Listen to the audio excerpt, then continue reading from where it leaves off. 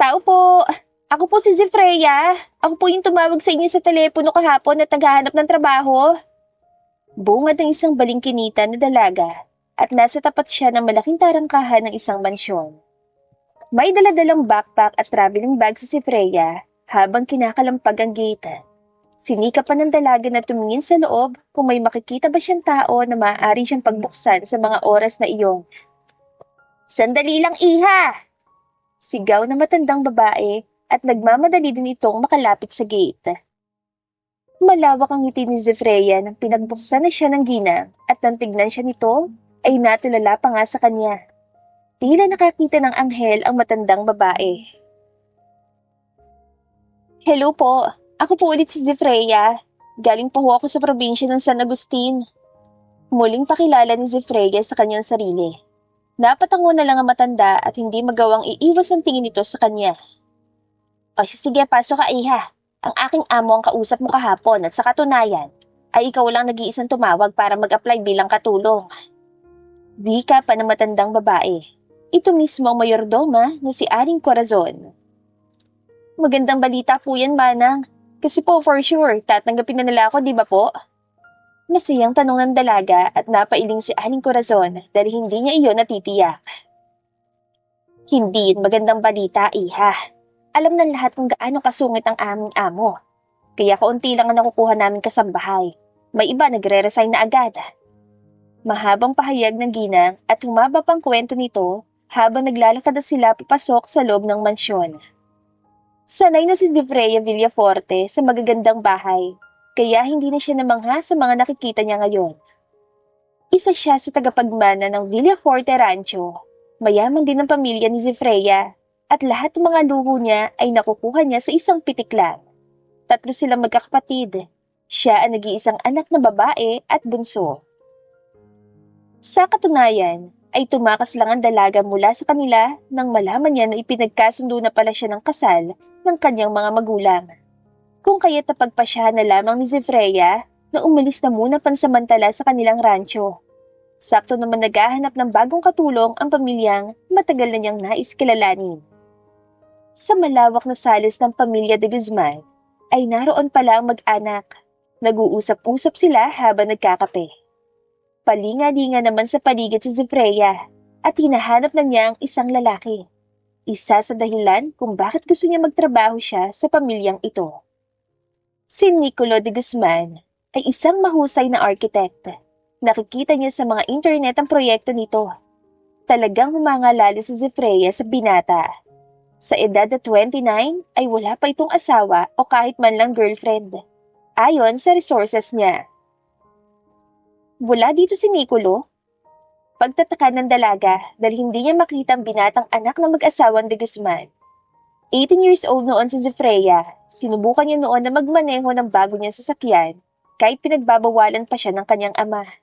Nakasunod naman ang isang sasakyan kung saan nakasakay ang dalagita niyang alalay na si Lolita at ang personal niyang driver. Bumangga ang kotse ni Zefreya sa lumang warehouse. May nag-rescue sa kanya ng isang binata. Sa tansya ni Zefreya ay nasa edad 22 pa lamang ito. Help! Help, please! Hindi ako makaalis dito! Mangiyak-ngiyak na sigaw ni Zefreya. Naipit ang isa niyang binti at hindi siya makaalis sa driver's seat. Ramdam ng dalaga ang pagkirot sa kanyang ulo at maging sa kanyang buong katawan. Halos manlabo na rin ang paningin niya. Nang tila nawawala na ng pag-asa si Zefreya, at tatanggapin na sana niya ang kapalaran ng may marahan na tumapik sa kanyang pisngi upang magising ulit ang kanyang diwa. Miss, wake up! Miss, are you okay? Baritonong boses ng lalaki ang narinig ng dalaga. Pilit siya nitong ginigising. Help me, please. Naipit ang binti ko at hindi ko kayang hilahin. Paikding sambit ni si Freya sabay turo sa kanyang kaliwang paa. Relax ka lang, ilalabas kita dito. Hilahin kong binti mo. Just calm down, okay? Pag-aalo sa kanya ng binata. Nasa kanya magkabilang pisngi ang malaki nitong palad. I'm scared. Paano kung mapuputulan ako ng paa? Mas lalong natakot si Freya sa posibleng mangyari sa kanya. Sunod-sunod ang pagtulo ng kanyang mga luha. Ayaw niya maputulan ng isang binti dahil iyon ang katapusan ng kanyang buhay. Miss, listen. Listen to me first and look at me. Tumitig nga si Freya sa mga mata ng lalaki at kahit na papano ay kumalma siya. I'll be careful. Just relax yourself. Breathe and think positive. Huwag ka mawalan ng pag-asa. Marami pang paraan and everything is gonna be okay. Malambing na sabi pa ng lalaki at napatango-tango na lamang ang dalaga. Sinikap ng binata na hilahin ang binti niya na may pag-iingat at impit na napahiyaw lang si Freya hanggang sa nagawa naman ito at walang sinayang na oras sa lalaki. Agad siya nitong inilabas sa kanyang sasakyan kasabay ng pagsabog nito. Pagkatapos ng trahedyang iyon ay nawala na ng malay si Freya. Subalit, nahila pala niya ang ID ng lalaki. Kaya nalaman niya ang buo nitong pangalan.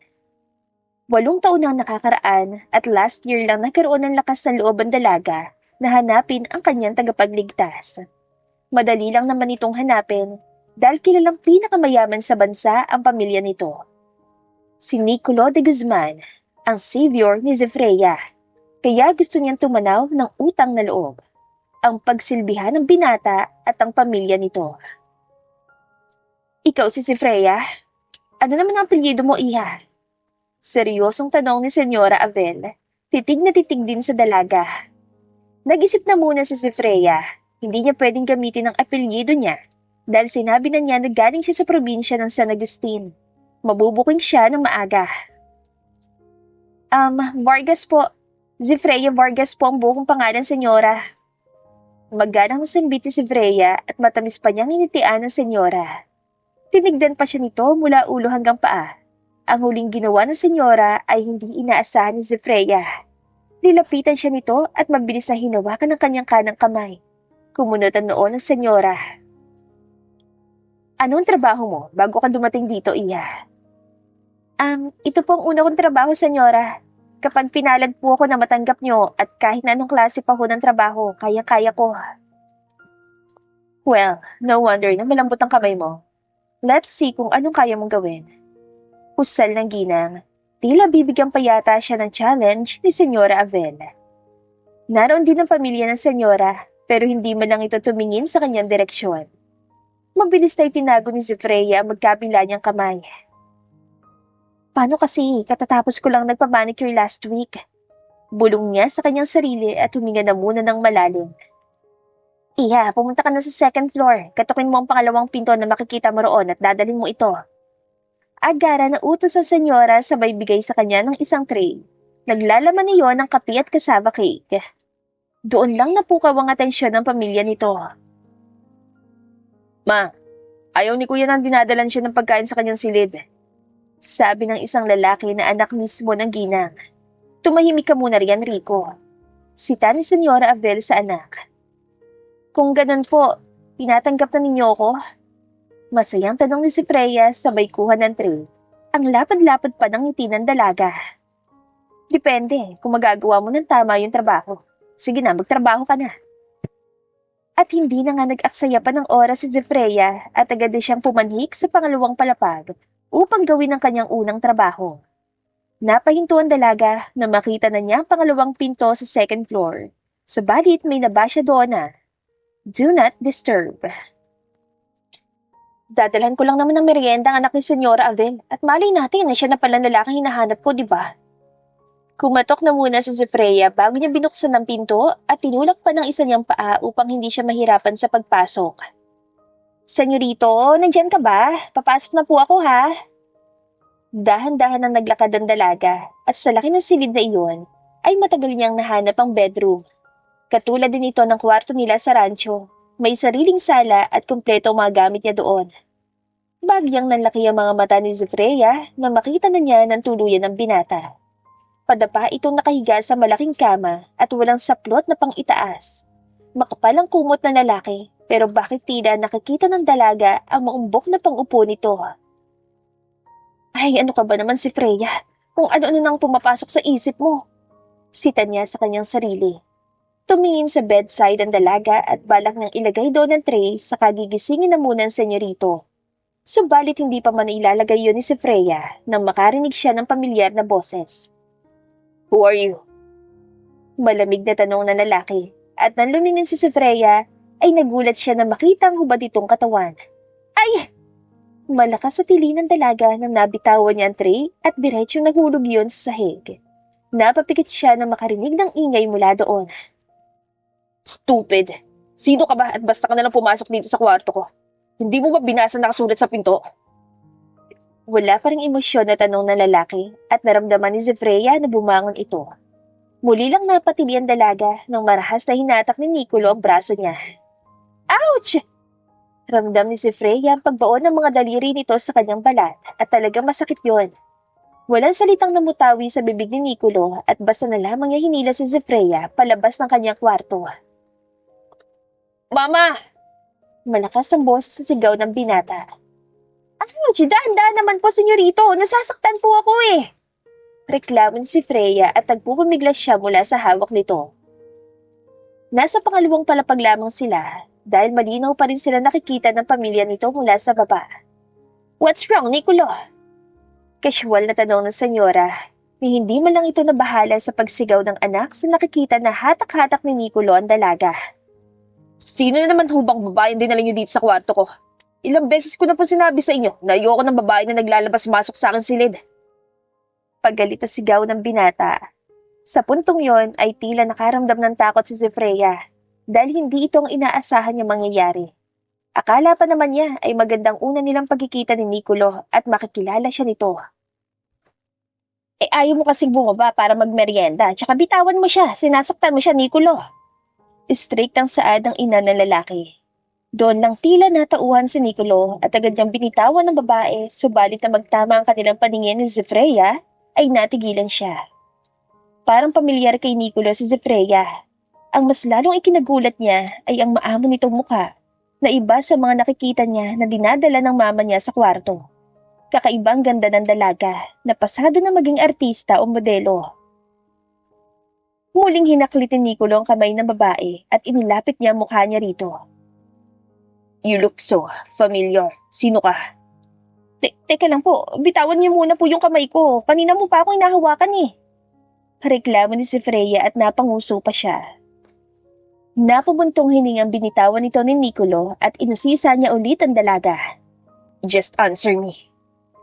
Hindi naman alam ni si Freya na kung tama ba na sagutin niya ang katanungan ng binata. Ayaw na muna niya sanang sabihin dito ang totoo dahil baka makilala pa siya ni Nicolo. Hindi po. Ngayon lang po tayo nagkita, senyorito. Siguraduhin mo lang na tama sinabi mo. Ma, sino ba babaeng to? Ulit-ulit ka naman, Nicolo. Bagong katulong natin siya. Sigaw ng senyora na ikinangisi ng binata.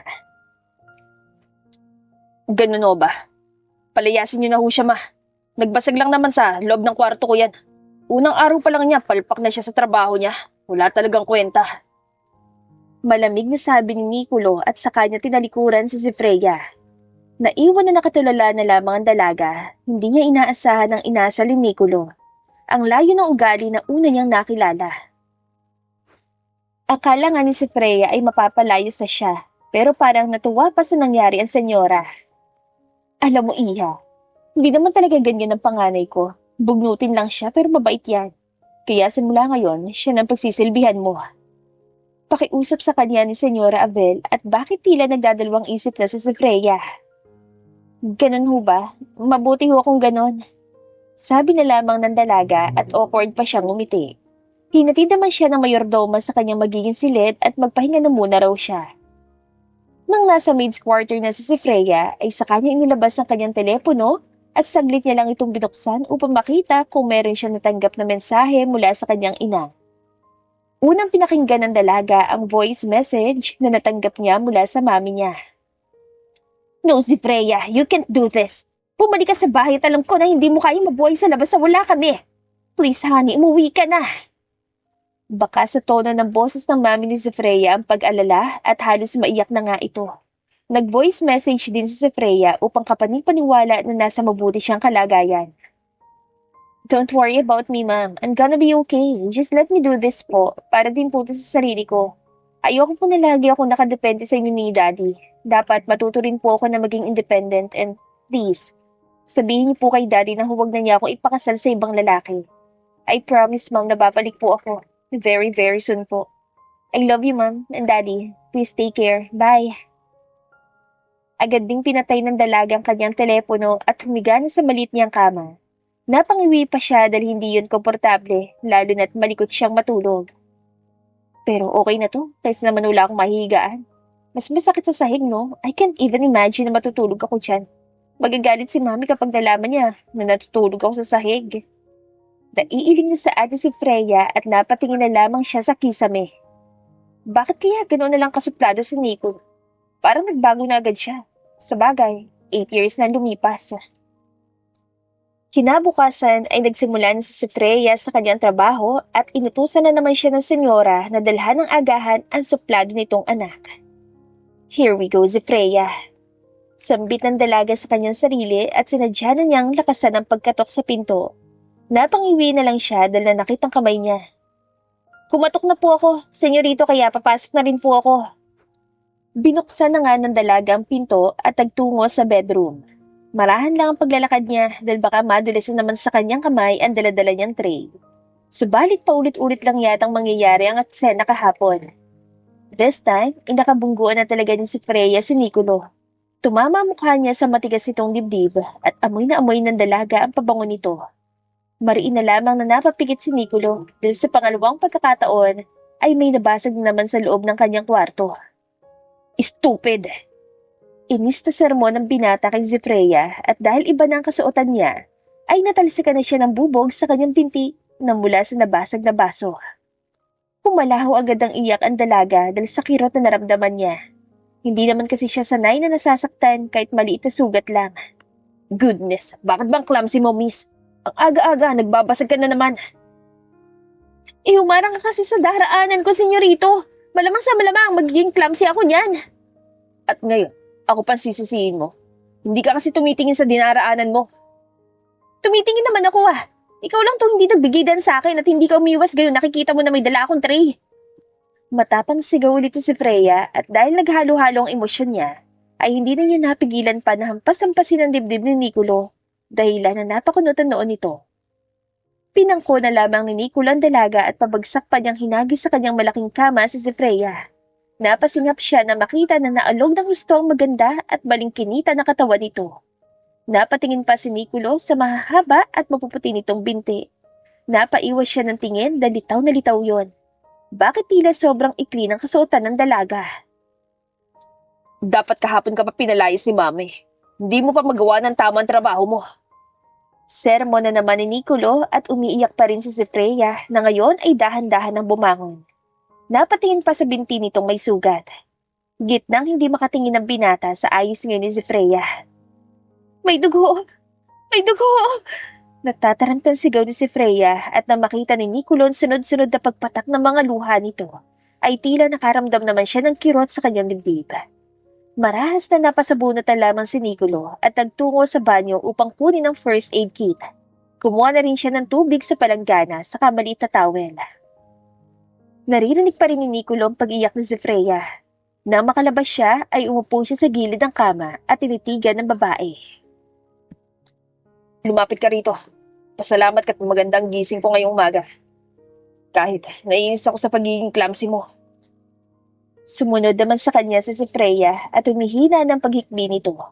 Umupo rin ito sa kanyang tabi, ngunit may kalayuan pa. Kaya naman nagkusang lumapit si Nicolo, sabay na hinablot niya ang unan at dinala iyon sa kandungan ng babae. Upang sa ganon ay matabunan naman ang hindi niya dapat makita. Napapitlag pa nga ang dalaga nang dalhin ni Nicolo sa kanang paa niya ang binti nitong may sugat. Lumalim ang gatla sa noon ni Nicolo habang pabalik-balik ang tingin niya sa kanyang braso at sa maputi nitong binti na tila naliligo ito sa bathtub na punong-puno ng gatas. Wala sa sariling napatingin ng binata kay Freya. Kulot ang dulo ng buhok ng dalaga at alam niya kapag hinawakan niya yon ay malambot pa ito sa balahibo ng pusa. Sunod na tinignan ni Nicolo ang mamula-mula nitong paa. Pinilig na lamang ng binata ang kanyang ulo at pinagtuunan ng pansin ang sugat nito. Pagkatapos ngang gabutin ni Nicolo ang sugat ang binti ni Freya, ay pinitik pa niya ito sa noo. What was that for? Nagulat pa si Nicolo sa biglaan na pagsigaw ni Freya at talaga nagsalita pa ng Ingles. Linisin mo ng kalat to. Sasabihin ko kay mama na bawasan ang sahod mo. Sige na, trabaho ka na at ayaw namin na lampa.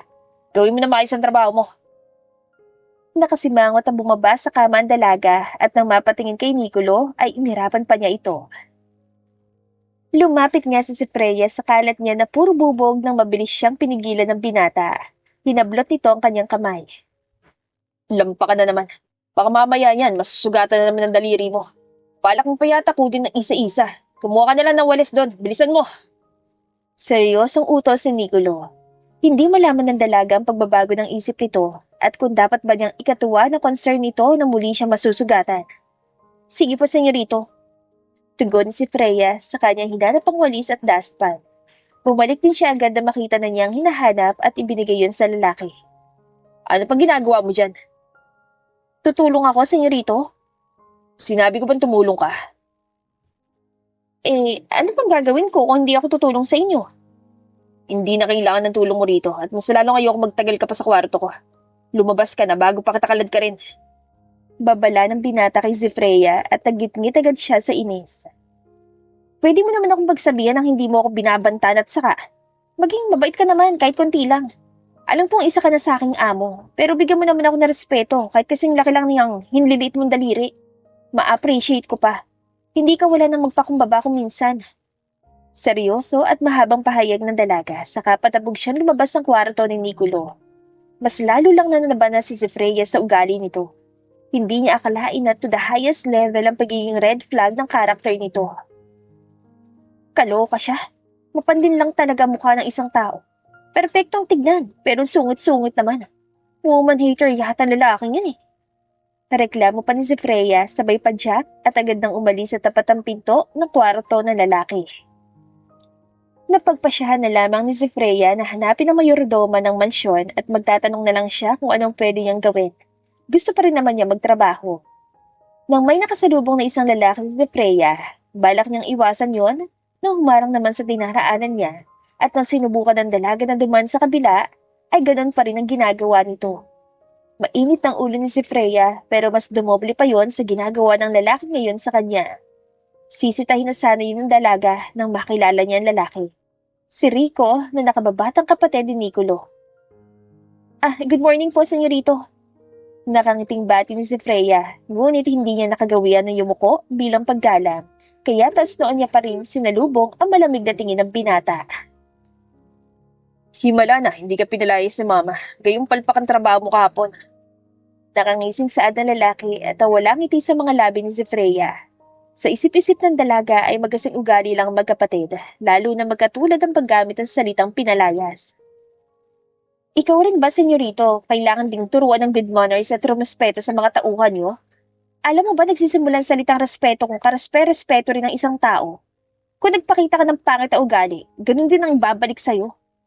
Nakataas ang kilay ng sambit si Freya dahilan na mapatulala sa kanya si Rico. Hey miss, I heard that. Sigaw ni Nicolo at bigla na lamang sumulpot. Dali-dali itong lumapit sa kanila. Sinasabi mo ba na wala kaming... Bla bla bla, wala akong naririnig. Sabat agad si Freya at tinakpan ng magkabilang tainga upang hindi na niya marinig pa sasabihin sana ni Nicolo. Tuluyan na rin niyang iniwan doon ang magkapatid. Che, magsama talaga kayong dalawa. Nagkatingin na naman ang magkapatid na sina Nicolo at Rico. Napakamot pa sa batok nito ang nakababatang kapatid. What was that, kuya?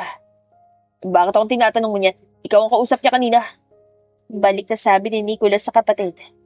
Galit na siya nung kinausap ko na. Dahil yata sa'yo kaya siya nagkakaganon. Anong ginawa mo sa kanya, kuya? Pulang-pulang magkabilang pisngi niya. Halatang galit. Wala akong ginawa sa babaeng yan. Lalampa-lampa pero siya pang mainit ang ulo. Oh, sandali lang, kuya. Bagong ekspresyon niya nakikita ko sa'yo Ngayon ko lang nakita yan.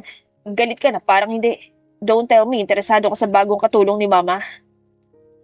Nakangising tanong ng kapatid ni Nicolo. Pinatukan niya ito at sa halip na magreklamo ay napatawa na lang si Rico. Hindi ko type ang ganong klaseng babae. Depensa ni Nicolo sa kanyang sarili. Aminin mo na maganda naman talaga ang babaeng yun. Sinabi mo pa nga na pamilyar siya sa'yo At tinanong mo rin kung nagkita na ba kayo dati. Rico, hindi ka nakakatuwa. Mariin saad ang binata sa kapatid at marahan na itinulak ito. Natatawang umalis na lang ito at nagtamsap pa nga sa kanya. Good luck na lang sa amasaw na mong yaya, kuya. Panunokso pa ng kapatid na hindi na nawala ang pagtawa. Rico! Napatingin ang binata sa pinto kung saan pumasok kanina si Freya. Nabubuhay ang inis niya sa babae, pero hindi niya alam kung bakit parang may kakaiba rin sa kanya ngayon. Oo, madali siyang mainis. Pero agad din naman naglalaho yun. Ngunit ngayon ay parang hindi matatahimik si Nicolo kung hindi siya makakaganti sa dalaga. Parang bata naman, Nicolo. Gaganti ka sa babaeng yun lalampa-lampa. Inis na tanong ni Nicolo sa kanyang sarili. Bago pa nasunod ang iniisip niya, ay pumanhik na ulit sa kwarto niya. Sa kabilang banda naman, tumulong na lamang ang dalaga kay Aling Corazon. Nasa hardin ito at nagdidilig ng halaman. Nautusan naman si Freya na maggupit ng patay na dahon, pero dahil hindi sanay sa ganong klaseng trabaho, ay hindi magawa ng maayos ng dalaga. Ay, ano ba yan, Iha? Bakit mo kinalbo yung bulaklak? Natatarantang sigaw ng ginang sa kanya. Nagulat pa nga si Freya sa bigla nitong pagsigaw at napatingin siya sa ginagawa. Napangiwi siya na makita na halos wala ng dahon ng kawawang halaman. Sorry po, hindi ko po kasi alam kung ano talagang tatanggalin, Manang eh. Napatingin ng ginang kay Freya. Parang hindi mo naman kaya tong trabaho, Iha. Magdilig ka na nga lang ng halaman doon. Utos nito na agad namang kumilos ang dalaga. Kinuha na nga ni Freya ang hose ng tubig upang makapagsimula na siya magdilig. Sa kasamang palad, maging sa pagbukas ng tubig ay hindi niya alam kung paano. Kung ano-ano nang ginalaw niya roon hanggang sa tuluyan itong nasira at pumuhos ang tubig. Naku, Manang, nasira ko po yata yung hose. Lampa na. May pagkatanga rin talagang babaeng. Halatang walang alam sa lahat ng bagay. Naiiling na komento naman ni Nicolo habang nagmamasid siya sa nangyayari sa baba. Nasa balkonahe siya ng kanyang silid. Nakakrus sa magkabilang braso ng binata at ang makita niya na basang sisiw na si Freya ay hindi na niya napigilan pang matawa. Kawawang Aling Corazon. Imbis na makatulong sa kanyang babae, ay mas lalo lang siyang binigyan ng sakit ng ulo at problema. Pagkatapos sabihin niyo ni Nicolo ay tuluyan na siyang umalis sa balkonahe. Papasok na sana si Freya sa loob ng mansyon upang magpalit ng damit nang nakasalubong niya si Nicolo. Nakakrus sa mga braso nito at nakangising tinigdan siya. Ano pang kamalasan mo sa buhay ang ipapakita mo sa amin, miss? Alam mo bang pinasukan mong trabaho? Malamig na tanong ng binata at hindi yun nagustuhan ni Freya. For your information, senyorito, hindi ako malas. Magandang buhay ko at wala akong hinuhusgahan na ibang tao. Hindi katulad mo. Matapang at taas noong pahayag ng dalaga. Inambahan niya ito ng suntok, hindi man lang kumilos si Nicolo at tila hindi natakot. What? Balak mo ko suntukin? Gusto mo talaga na mawala ng trabaho? Sabi ka lang, dahil magpapasuntok ako sa'yo. Nanghahamon na sa atang binata sabay lapit ang mukha sa kanya. Ngunit hindi nila napansin na may tao pala sa likod ni Nicolo at bigla na lang itong tinulak ng pilyong kapatid, kaya nagdikit ang kanilang mga labi. Mabilis na hinapit ang binata ang bewang ni Freya dahil alam niyang matutumba sila kapag hindi niya ibabalanse ang kanilang katawan. Sa puntong yon ay tila nakarinig ng kampana sina Nicolo at Freya, kasabay ng pagbilis ng tibok ng kanilang mga puso na parang maging iyon ay naririnig din nila. Nang matauhan sila pareho ay kapwa dumistansya sa isa't isa. Ngunit dahil first kiss yun ni Freya ay nag-react siya ng husto. Malakas na dumapo ang palad ng dalaga sa kaliwang pisngi ni Nicolo. Natulala pa ito sa kanyang ginawa at napahawak sa namumulang pisngi. Bastos ka! Bakit mo ako hinalikan? Sigaw ng dalaga at napapadyak pa nga sa galit. I didn't. Napakurap-kurap pa si Nicolo at tinignan ng salarin sa kanyang likuran. Rico! Sigaw niya sa kapatid. Sorry kuya, hindi ko sinasadya na may tulak ka. Nagmamadali kasi ako at hindi ko na kayo napansin pa. Pero magandang ginawa niyo kanina, bagay kayo. Casual na sabi lang ni Rico at bago pa ito mabatukan ni Nicolo ay kumaripas na ng takbo ang kapatid. Muling sinampal ni Freya ang binata at marahas na binalingan siya nito. Hoy babae, nakaisa ka na ng sampal sa akin ah. Dapat nga 100 na sampal ang gagawin ko sa iyo eh. Magdanakaw ka ng halik. Hindi kita hinalikan. Nakita mo naman kanina na tinulak lang ako ng kapatid ko. Kahit na, hindi mo pa rin dapat yung ginawa. Seriously, maninisi ka pa sa akin. Don't tell me, first kiss mo yon. Nakataas ang kilay na tanong ng binata at talagang nagbabatuhan na sila ng maaanghang na salita. Wala ka ng pakialam doon! Sigaw ng dalaga at nagawa pa niyang banggain ang balikat ni Nicolo. Tuloy-tuloy lang siya sa paglalakad. First day ko, tapos ganito mangyayari sa akin. Nakakainis talaga. Naiiyak na sigaw ni si Freya at nang maalala nangyari kanina, ay siya naman ang natulala sa kanapahawak sa kanyang labi. Ramdam na ramdam pa rin ni si Freya ang malambot na labi ng binata. Kahit ilang segundo lang nagdikit ang mga labi nila, ay nagbigay pa rin iyon ng kiliti sa kanyang puso. Kumain ba ng candy? Bakit ang tamis ng labi niya? Wala sa sariling tanong ng dalaga sa kanyang sarili. Napatutupas sa kanyang dibdib si Freya nang maramdaman ang mabilis sa pintig ng puso niya, hanggang sa napatili na lamang siya. Hindi sa ganito inis, kundi sa kilig na naramdaman. Bumaba rin naman si Freya pagkatapos niya magpalit. Nadatan niya si Nicolo sa kusina at ginamot ng yelo ang namumulang pisngi. Nang mapatingin nito sa gawin ng dalaga, ay napairap na parang babae si Nicolo. Ano nangyari sa iyo, anak?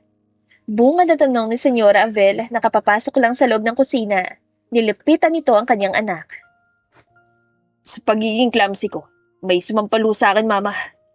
Seryosong sagot ito sa ina, sabay tingin kay Freya. Parang nahulaan na ng senyora nangyari dahil tumangin din ito sa dalaga. Ngayon ko lang nalaman na may pagka-clumsy ka rin pala, anak. Naiiling na komento lang ng senyora. Nahawaan po yata ako, mama. Gusto tuloy umirap ni si Freya dahil pinaparinggan siya ng senyorito. Iha, pasuyo naman ng yelo para sa aking anak. Utos ng ginang kay si Freya at kumilos naman siya. Matapos makakuha ng yelo ay ibinigay iyon ni si Freya kay Nicolo. Inabot naman ng binata ang ice compress na pabuntong hininga siya. Itong bagay naman ang natitiyak ni si Freya na alam niya dahil madalas niyang gawin ito sa tuwing nananakit ang talampakan niya saka sa suot ng matataas na sapatos. Nako, senyorito, dapat mag-ingat ka po palagi. Mamaya niya na magkaroon ka ng peklat sa mukha mo, minus pogi points na po yun. Pang-asar na sabi ni si Freya, nagsalubong tuloy ang kilay ng binata. Excuse me, malayo sa bituka tong pamumula sa pisngi ko. Inis na sabi ni Nicolo at inalayo ng ice compress. Alam ko po, pinapaalalahanan lang kita na mag-ingat. Ikaw ang mag-ingat sa kalampahan mo. Opo, lagi ko pong tatandaan yan. Masunuring sa si Freya na ikinainis lalo ng binata.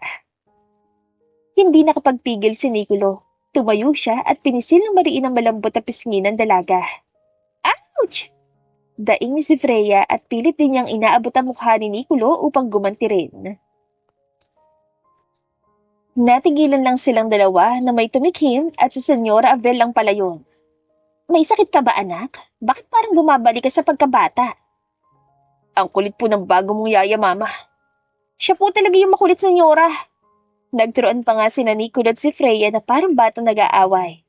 Tumigil na nga kayong dalawa, ang ingay nyo para kayong mga bata. Naiiling na usal ng ginang at iniwan pa sila sa kusina. Bigyan mo ako ng tubig, babae. Utos ni Nicolo at bored na tinignan lang siya ni si Freya. Makababae ka naman, parang wala akong pangalan ah. Sita ng dalaga at lumapit ito sa ref para kumuha ng mineral water.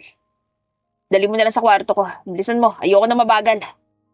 Pagkatapos noon ay umalis na si Nicolo. Gusto niya lang talagang pagtripan ng babae. Umikot na lang ang eyeballs ni si Freya. Mabilis na nga niya itong sinundan. Hindi na siya kumatok dahil nakabukas na ang pinto. Heto ng tubig mo, senyorito. Kinuha naman niyo ng binata at binuksan ng takip. Habang umiinom nga ng tubig ay pinagmamasdan niya ang maamong mukha ni si Freya. Nang bumaba ang tingin ni Nicolo sa mamula-mulang labi nito ay napaiwas siya ng tingin. Naalala niya kung gaano katamis at kalambot ang bagay na yon. Lalabas na ba ako, senyorito? What's your name? Zefreya po. Full name? Zefreya Vargas po. Your age? 26 po, senyorito. Napatungo-tango si Nicolo sa nalaman niyang edad ng babae. Akala niya ay mas bata pa sa edad na iyon si Zefreya. Kung titignan niya ay parang teenager pa rin ito. Educational background. Sunod na tanong ni Nicolo na ikinakunot ng noon ng babae. Ay, ano po ito, sir? Job interview? Nakataas ang kilay na tanong ni si Freya. Just answer me, lady. Magugulat ka kapag sinabi ko sa iyo totoo, sir. Tila nangahamon na sambit ni si Freya. Napahilot sa kanyang sentido si Nicolo. Ano nga? Wala po. Magiging yaya niyo ba ako kung may natapos ako? Piloso pong sagot ni si Freya. Napatayo si Nicolo sabay pitik sa noo ng babae. Tigil-tigilan mo ako sa pagiging piloso po mo sa akin si Freya. Napakagat sa labi niya si Freya dahil iyon ang kauna-unahang pagkakataon na sinambit ang binata ang kanyang pangalan. Hindi niya inakala na maganda pala yun pakinggan kapag ito mismo ang tumatawag sa kanya. Opo, lalabas na po ako. Paalam ni si Freya at kumaway pa nga siya sa kanya iniwan doon ang lalaki na nakatingin lang sa kanya. Sa sumunod na mga araw ay mas magiging close pa silang dalawa at masasanay sa bangayan nila. Sunod-sunod na katok sa pinto ang narinig ni si Freya. Kagigising niya lang at alam niya kung sinong kumakatok sa labas. Padabog na naglakad siya palapit sa pinto at marahas sa binuksan yon. Ano ba, senyorito? Ang aga-aga nabubulabog ka na sa kwarto ko. Reklamo niya kay Nicolo at sinundat lang nito ang kanyang noo kaya napaatras siya. Sinabi ko na sa iyo kagabi na may papagawa ako sa iyo. Magbihis ka na't magmadali. Seryosong saad na lalaki at tinulak pa nga siya. Kumilos na agad si Freya. Hindi niya alam kung ano ang ipapagawa sa kanya ng binata. Ngayon ay nasa loob na sila ng library at mukhang magtatrabaho nga si Nicolo. Nakaupo naman si Freya at katapat niya ang lalaki. Mesa lang ang nasa pagitan nilang dalawa. Ano pong ipapagawa mo sa akin, senyorito? Pangatlong tanong na iyon ni si Freya. Ayoko na maingay. Napanguso si Freya. May suot na eyeglasses ang kanyang senyorito at dagdag pogi points na naman iyon para sa kanya. Sagutin mo na lang po kasi ako. Humugot ang hininga si Nicolo at tinignan ng babae. May kliyente ako at babae siya. Naka-confine siya ngayon sa ospital kaya hindi namin mapag-uusapan ang bahay na gusto niya. Ano pong may tutulong ko sa inyo? Maupo ka lang dyan at pipiliin mo lang sa tingin mo na magugustuhan niya. Magkaiba po kami ng taste. Paano kung hindi niya magugustuhan ng mga pinili ko? Nababahalang tanong ng dalaga. Sinabi niya sa akin, ako nang bahala. Pero kailangan ko na isang babae na magbibigay ng opinyon para hindi ako pabalik-balik sa trabaho ko. Naintindihan mo ba? Paliwanag at tanong ni Nicolo. Tanging pagtango na lang ang ginawa ni Freya. Bakit nga pala siya nasa ospital? Na-confine nga, di ba? Malamang nasa ospital. Oo nga po, nasa ospital. Ang ibig kong sabihin ay kung bakit siya na-confine doon. Ang kulit mo si Freya. Malamang may sakit yun. Tila nauubusang pasensyang sa adang binata. Malala po ba? Si Freya. Napabungis-ngis na lamang si Freya dahil mabilis mainis ang kanyang senyorito. Sige na po, magtrabaho na kayo. Nakangiting sabi ng dalaga at nag-peace sign pa kay Nicolo. Napailing na lamang ito sa kanyang kakulitan. Nag-focus nga sina Nicolo at si Freya sa pagtatrabaho at hindi na nila namalayan pa ang oras. Hanggang sa parehong tumunog ang kanilang sikmura. Kapwa silang napatingin sa digital clock na nasa ibabaw ng mesa at 2:00 na pala ng hapon. Gutom na ako, senyorito. Nakangusong sabi ni si Freya sa binata. Napapisil pa nga lalaki sa matangos nitong ilong. Ako rin naman. Tinignan na muna ng binata ang blueprint nila ni si Freya at sa tingin niya ay sapat na yon para magustuhan ang kliyente niya.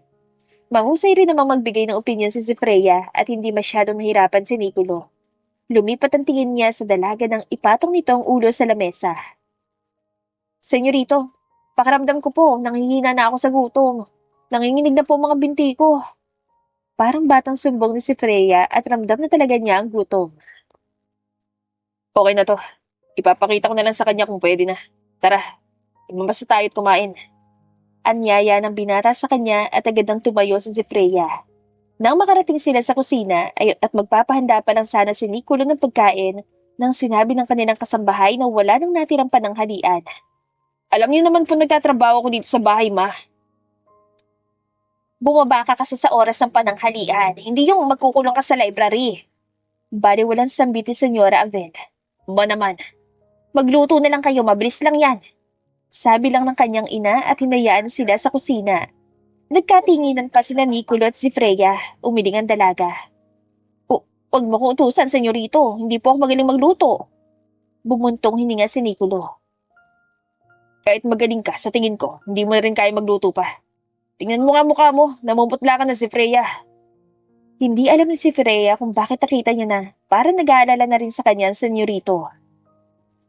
Maupo ka na lang dyan.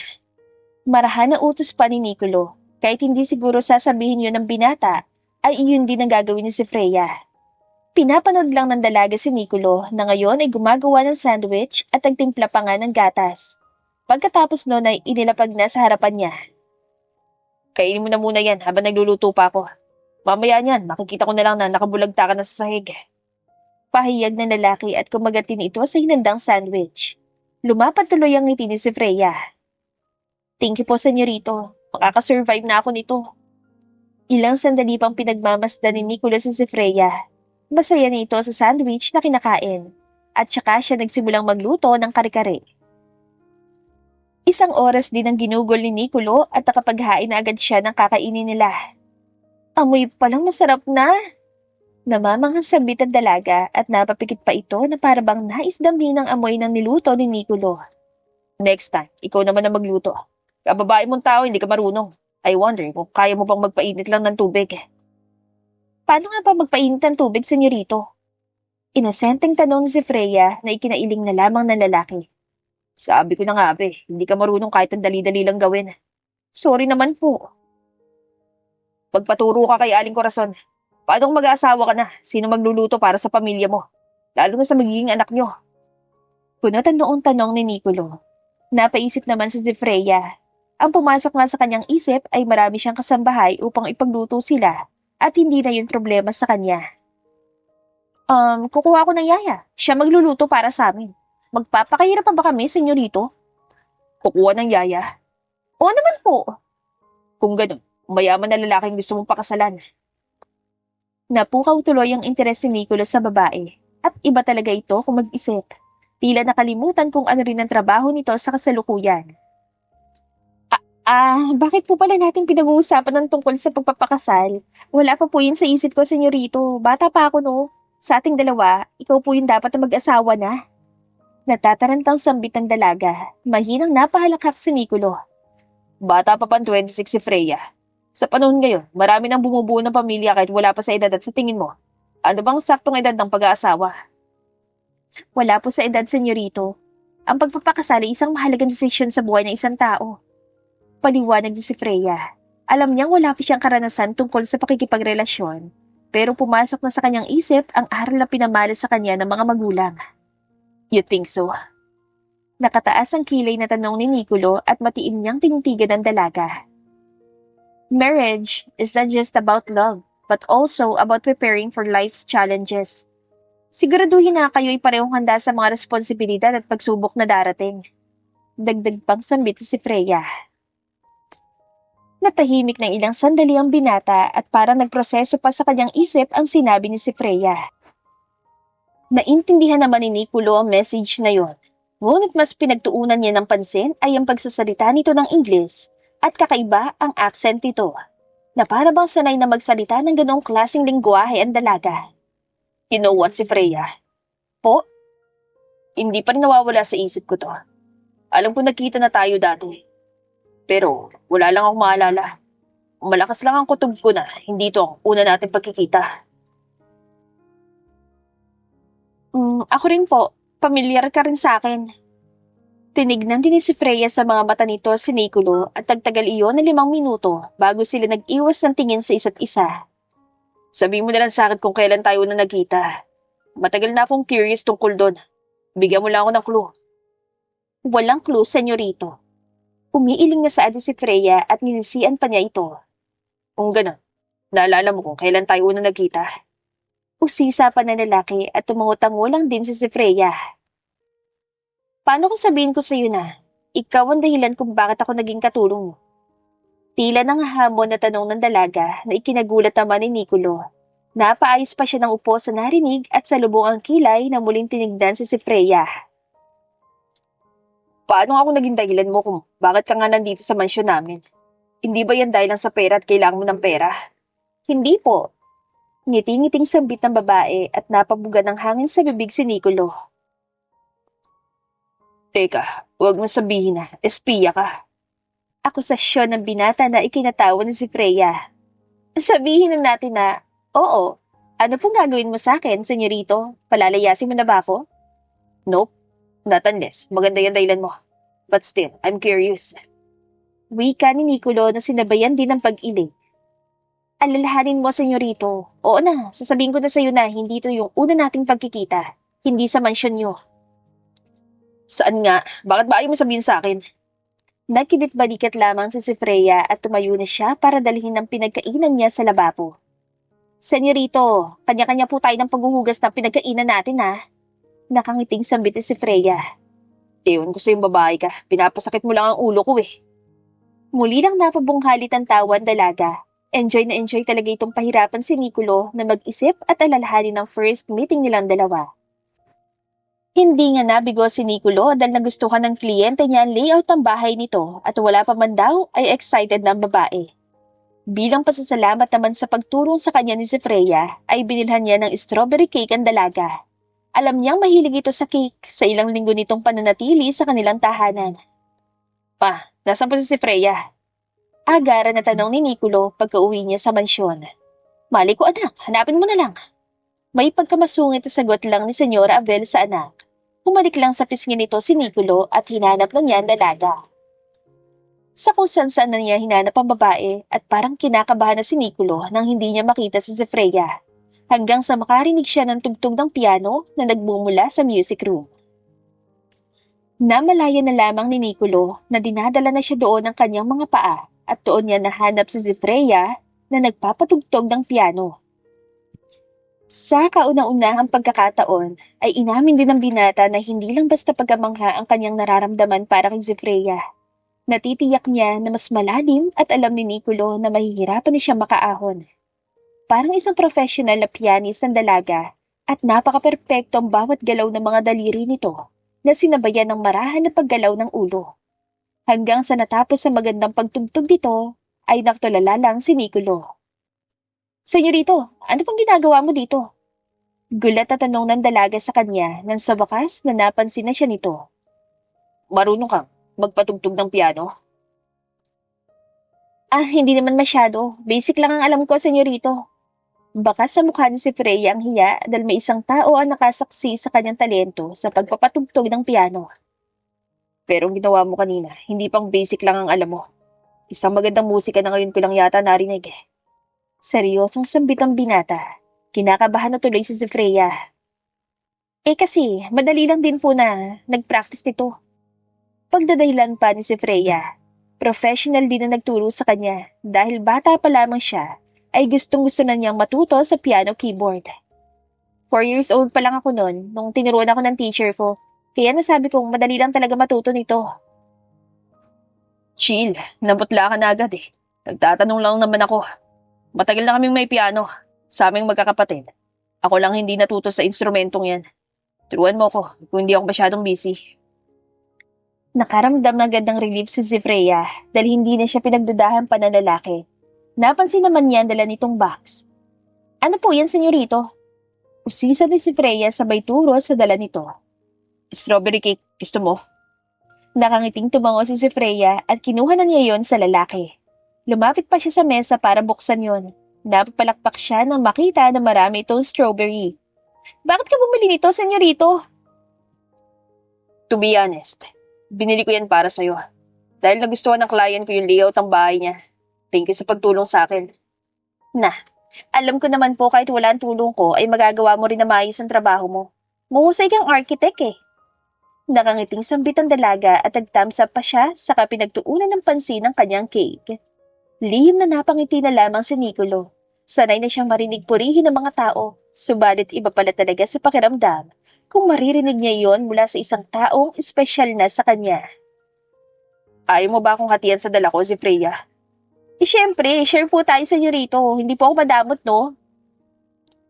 Sa rancho naman ng mga Villanueva, wala pa rin tigil sa paghahanap sa kanilang unika iha ang mag-asawa at walang araw na hindi nag-aaway ang mga ito. This is your fault, Jules. Kung hindi ka nakipagkasundo sa pamilya ng kaibigan mo, edi sana nandito pang anak ko. Umiiyak na sigaw ni Senyora Freya at ilang beses na itong napahawak sa kanyang dibdib. Ma'am, calm down. Mahanap pa rin natin si Bunso. Sinabi naman po niya na maayos naman ang kalagayan niya kung nasama siya ngayon. Pag-aalo naman ang nakatatandang kapatid ni si Freya na si Zayden at hinahaplos ng likuran ng kanyang ina. Iyon na nga, Zayden. Hindi pa rin natin alam kung nasan ang kapatid mo.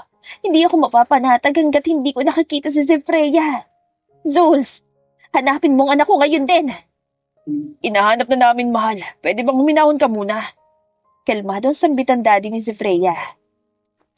Ma'am, hindi naman po kami tumitigil sa paghahanap kay Bunso. Please, kumalma na muna po kayo. Si Lucas naman nagsalita, isa sa kuya ni Freya. Tawagan mo na ba ulit ang cellphone niya, Lucas? Tanong ni Zayden sa kapatid. Nakapatay ang phone niya, kuya. Kaya nahihirapan kaming itrack ang location niya. Problemadong sagot naman ni Lucas. Lahat sila ay nag-aalala sa kalagayan ni Freya at palaging sinisisi ni Senyora Freya ang kanyang asawa. Dahil sa kagustuhan nitong ipakasal ang kanilang anak, ay naglayas na nga ng tuluyan ng dalaga. Ngunit magtatatlong buwan na ay wala pa rin sila nakuhang lead sa whereabouts ni Freya. Kaya labis ng kanilang pag-aalala. Ma'am, doon na muna po ako sa Manila. Tutuloy po ako sa bahay ng kaibigan ko. Paalam ni Zayden sa ina. Lucas, ikaw na muna bahala rito sa rancho. Sumang-ayon naman agad si Lucas sa nakatatanda niyang kapatid. Samantala, yayayain sana ni Nicolo si Freya upang lumabas at balak niyang sabihin sa dalaga ang tunay niyang nararamdaman. Freya, tawag ni Nicolo at nang wala siya narinig na sumasagot, ay binuksan niya ang pinto ng maid's quarter. Nagtaka ang binata dahil wala sa loob si Freya. Nasaan ang babaeng yun? Tuluyang pumasok sa loob si Nicolo at umupo sa maliit na kama. Napatingin pa siya sa bedside table kung saan makikita ang mga gamit ng babae. Kumunot ang kanyang noo na makita na purong mamahali ng mga yon. Kaya naman pala kakaibang balat at kutis ng babaeng yun. Ganito mga bagay na gamit niya. Naiiling na komento ni Nicolo. Akma na siyang aalis sa kwartong yon nang may mahagip ang kanyang mga mata. Isang pamilyar na ID. Sa akin to Paano naman napunta sa kanyang ID ko? Lumabas na si Nicolo sa maid's quarter para kumpirmahin ang kanyang ID. Kahit sa kanya naman talaga yon dahil nandito ang pangalan niya at litrato. Nakasalubong pa ni Nicolo ang kanyang ina na tila abala na naman ang ginang. Anak, tumawag pala kanina ang matalik mong kaibigan. Dito na muna raw siya mananatili pansamantala. May problema yata sa kanilang rancho. Pahayag ng mama niya. Si Zayden po ma? Pagkumpirma ni Nicolo sa kaibigan na darating. Oo, si Zayden. Teka, ano yung hawak mo? Pagtataka ng ginang at kinuha nito ang identification card ng kanyang anak.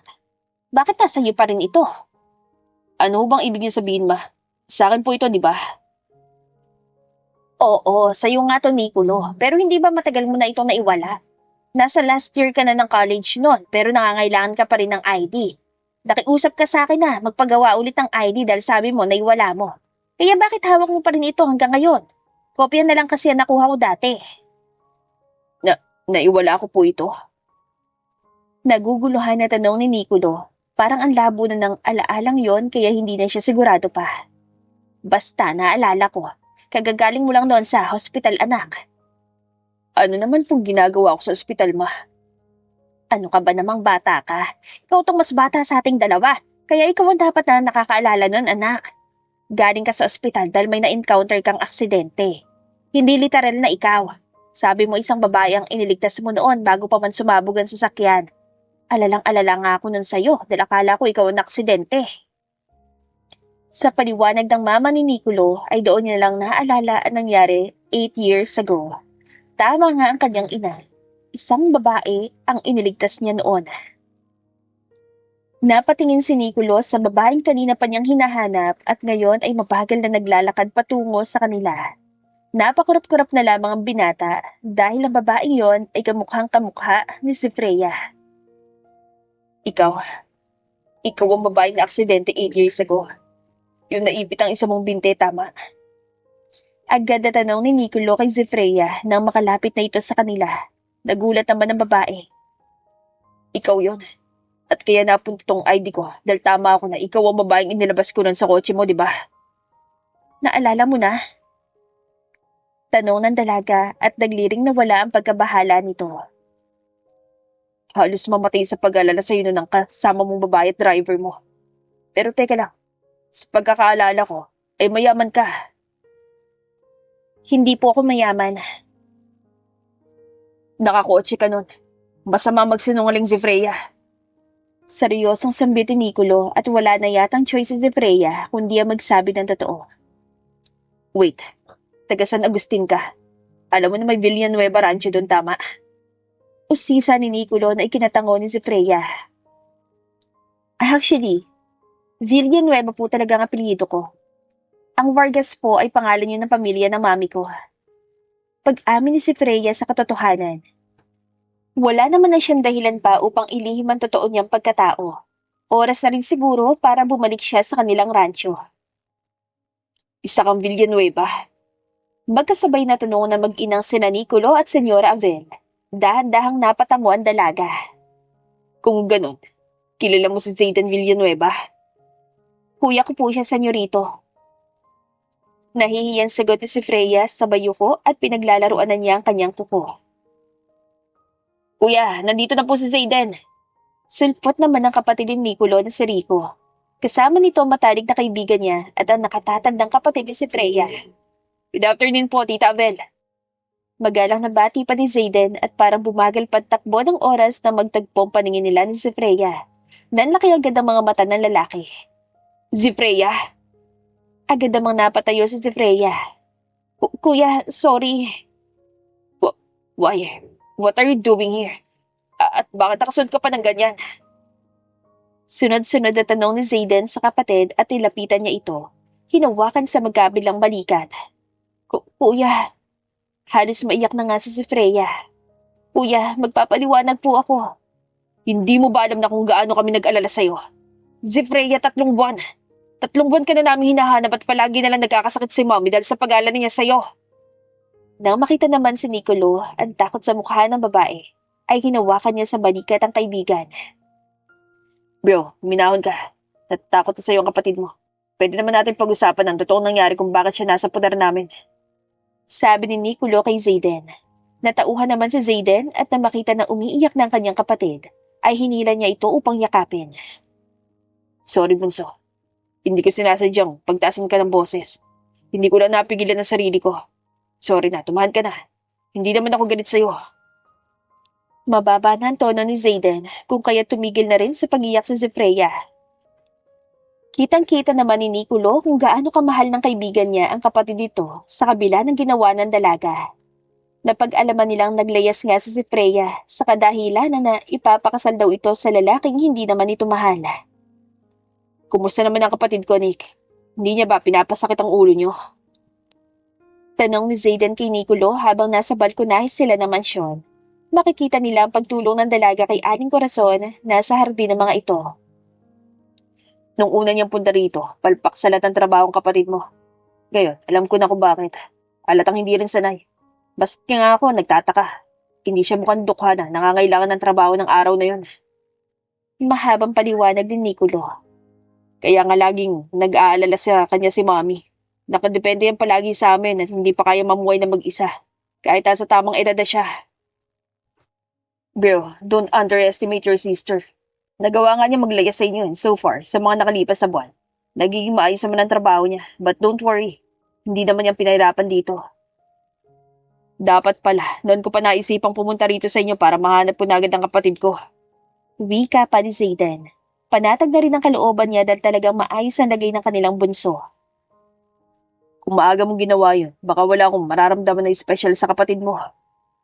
Mahinang sambit ni Nicolo, sapat na upang marinig yun ng kaibigan. Hindi man lang nag-react si Zayden. I can't blame you. Marami na rin ang nagpapalipad ang hangin sa kapatid ko. Balak pang lapitan ako ng mga tukmol na yun. Pero alam ko naman na may iba na rin nagugustuhan si Freya. Sino? Mabilis na tanong ni Nicolo. Bakit? Nagseselos ka na agad? Nakangising tanong ng kanyang kaibigan. Normal makaramdam ng selos kung alam mong iba palang gusto ng babaeng mahal mo. Sa naging sagot ni Nicolo ay napahalakhak si Zayden. Mahal agad, bro. 3 months lang naman na natili rito sa inyong kapatid ko. Sigurado kang pagmamahal na yan. Kilala mo ako, Zayden. Oh, alright. Alam kong sa lalaking gusto ng kapatid ko. May ID siya ng lalaking yun at 8 years na niyang hawak-hawak. Yun daw ang savior niya nung naksidente siya. Napangisi na lamang si Nicolo dahil hindi siya magiging one-sided love sa babae. Tinanong mo na ba sa kapatid mo na isa ako sa dahilan kung bakit pinili niya magtrabaho dito sa amin? Sa pagkakaalam ko, hindi ka naman kilala ng kapatid ko. Ipinakita ni Nicolo ang hawak niyang ID at nang mapagtanto ng kaibigan kung ano ang bagay na yon, ay umawang na lamang ang bibig nito. Humingi ng paumanhin si Freya sa pamilya ni Nicolo. Naintindihan naman agad siya ng mga ito. Ayos lang yan, iha. Tama ang hula ko na hindi ka lang isang ordinaryong babae. Hindi ka pagkakamala na isang mahirap. Ngunit hindi magandang ginawa mong paglalayas. Makasarili yon. Dapat mong tandaan ng mga taong maiiwan mo. At hindi rin naman tama na ipilit ka sa isang bagay na hindi mo naman gusto. Lalo na pagpapakasal sa hindi mo naman kilala. Mahabang pahayag ni Senyora Avel kay Zefreya. Wala roon si Nicolo kaya hinanap pa ni Zefreya bago siya sasama pa uwi sa kanyang kuya. Dire-diretso na siyang pumasok sa loob ng silid ng binata at nakita niya sa balkonahe si Nicolo. Senyorito, galit ka ba sa akin? Lumingon naman si Nicolo sa pinanggagalingan ng dalaga at parang gusto niyang matawa na makita ang kinakabahan nito. Ano sa tingin mo si Freya? Malamig na tanong ni Nicolo. Hindi na makatingin ng diretso sa mga mata niya ang dalaga. Sorry kung hindi ko sinabi sa yung totoo. Hindi ako galit sa'yo. Siguro, nagulat, oo. Sa dami-rami pang mapupunta rito sa mansyon namin, ay kapatid pa ng matalik kong kaibigan. Sa totoo lang, si Lucas lang ang nakilala ko nun at alam ko may kapatid pa silang babae. Hindi ako aware na ikaw pala yon. Mahabang paliwanag ni Nicolo. Kapag sinabi ko rin yun sa inyo, baka hindi ako tatanggapin ng mama mo. Pangangatwiran pa ni si Freya. Tumango na lamang ang lalaki sa kanya ito nilapitan at ipinakita ang isang bagay na matagal lang nasa pangangalaga niya. Ano naman ang ibig sabihin nito? Iyan ang palatandaan ko na iniligtas mo ko nun. Akin na to ha. Nakangiting sabi si Freya at kinuha na niya ang ID card nito. Tapos, anong dahilan kung bakit pinili mo na pupunta rito sa amin? Tumatanaw lang ako ng utang na loob dahil kung hindi mo ko niligtas nun, baka wala na ako ngayon sa harapan mo. I don't think so. I heard from your brother kung gaano ka raw kasakit ng ulo sa kanila. At saka may sinabi rin sa akin ng kuya mo. Oh, shut up. Ay, wait, ano pala sinabi sa'yo ni kuya? Curious na tanong ni si Freya at napatras siya nang humakbang palapit sa kanya si Nicolo. Ang tungkol sa lalaking gusto mo? Nakangising sagot ang binata sabay hapit sa kanyang bewang. Nanlalaki tuloy ang mga mata ni si Freya at higit na lumakas ang kabog sa kanyang dibdib. Senyorito. I like you. Oh no, I think I'm falling in love with you, si Freya. Hindi po nakakatuwa yung biro na yan, senyorito. Alam ko. Bago pa matapos si Freya ang pangungusap niya, ay mabilis nang inangkin ng binata ang mga labi niya. Napakapit na lamang sa balikat ni Nicolo si Freya at kalaunan ay kusa siyang tubugon sa mga halik nito. Natapos ang halik na yon ng ilang minuto at kapwa nilang habol-habol ang hininga. Napapikit na lamang si Freya nang hinalikan siya sa noo ni Nicolo. For now, sumama ka muna sa kuya mo. I promise na dadalawin kita sa rancho niyo. Pangako ng lalaki sa kanya at saka siya nito niyakap. Nangingiting isinandali si Freya ang kanyang pisngi sa matigas nitong dibdib.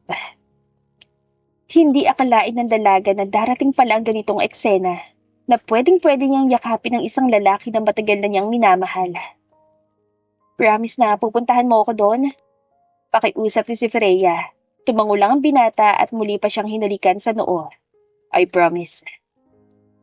Sumama na nga si Freya sa kanyang kuya at sa labas pa lang ay nakaabang na ang kanilang mga magulang at si Lucas.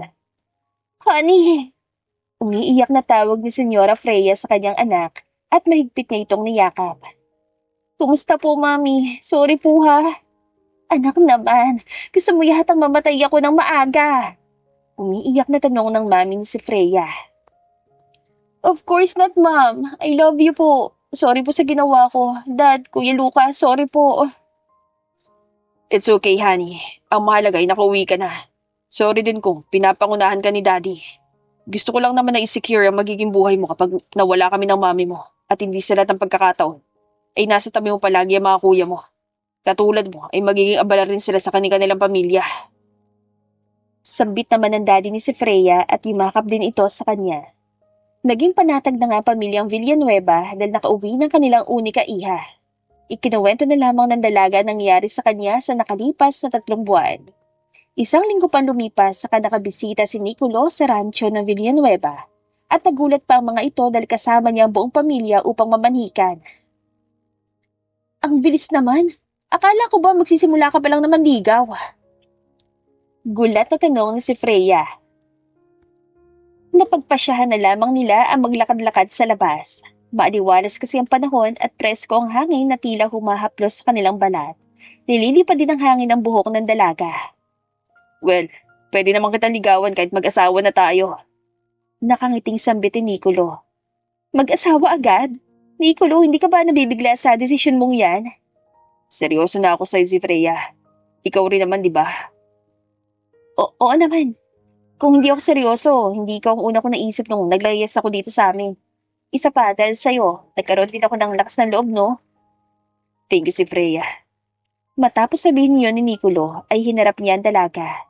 Ikinulong ng mga palad niya ang pisngin nito saka kinintala ng halik sa labi. 3 buwan pa lumipas ay saka sila na ikasal. Siyempre, hindi pumayag ang mga magulang ni si Freya na ikasal sila agad. Nais nila ni sulitin na muna ang pagiging magkasintahan nila. Matulin lumipas ang araw. Ngayon nga ay may panganay na sila. Babae na pinangalanan nilang Zara. Pangalawa sa 6 na buwan na pinagbubuntis pa ni si Freya. Alam na nila ang gender ng baby nila. Lalaki ang magiging bunso nila. Dada, turuan niyo po ako mga bayo ha. Ha, Dada? Pangungulit ng 5 taong gulang nilang anak na si Zara. Nasa rancho sila sa mga oras na yon. Mas mahusay mga bayong mami mo kaysa sa akin, anak. Pero tuturuan ka ni Dada. Nakangiting sa ni Nicolas sa anak at hinalikan niya ang ibabaw ng ulo nito. Nasa tabi rin ni Nicolo ang pinakamamahal niyang asawa ni si Freya. Hinahaplos ito ang malaking umbok ng tiyan, isa sa pinakapaboritong panoorin ni Nicolo. Yay! Thank you po, Dada! Masayang tugon ng bubuit at napapalakpak pa nga. Nang mapatingin nito sa mami niya, ay humawak pa sa tiyan. Tapos ako po magtuturo sa baby natin, Dada, ha, Mommy? Oo naman, anak. Kapag magaling ka ng mga bayo, ikaw magtuturo sa baby Nicolas natin. Sambit naman niya. Si Nicolo naman ay inakbayan ng asawa at humalik din siya sa sentido nito. Masaya at kontento na siya sa buhay niya ngayon, kasama ang sarili niyang pamilya. Dati nang pinagbuklod ang tadhana sina Nicolo at si Freya. Sa mga oras na yon, ay hindi pa ang tamang panahon upang sila ay magsama dahil binigyan lang sila ng isang dahilan upang mahanap din nila ulit ang isa't isa. Ang pag-ibig ay maaaring ihambing sa isang bulaklak. Kapag hindi pa ito ang tamang oras para mamulaklak, ay hindi pa makikita ang tunay na ganda nito. Katulad din ng pag-ibig na maaaring natutulog pa at hindi pa lubos na nararamdaman ng dalawang tao. Pero kapag dumating na ang tamang oras, ang ganda ng pag-ibig ay lubos na makikita at mararamdaman. At dito na po nagtatapos ang ating kwentong pag-ibig. Maraming salamat po sa pakikinig. To God be the highest glory. Hanggang sa muli. Paalam!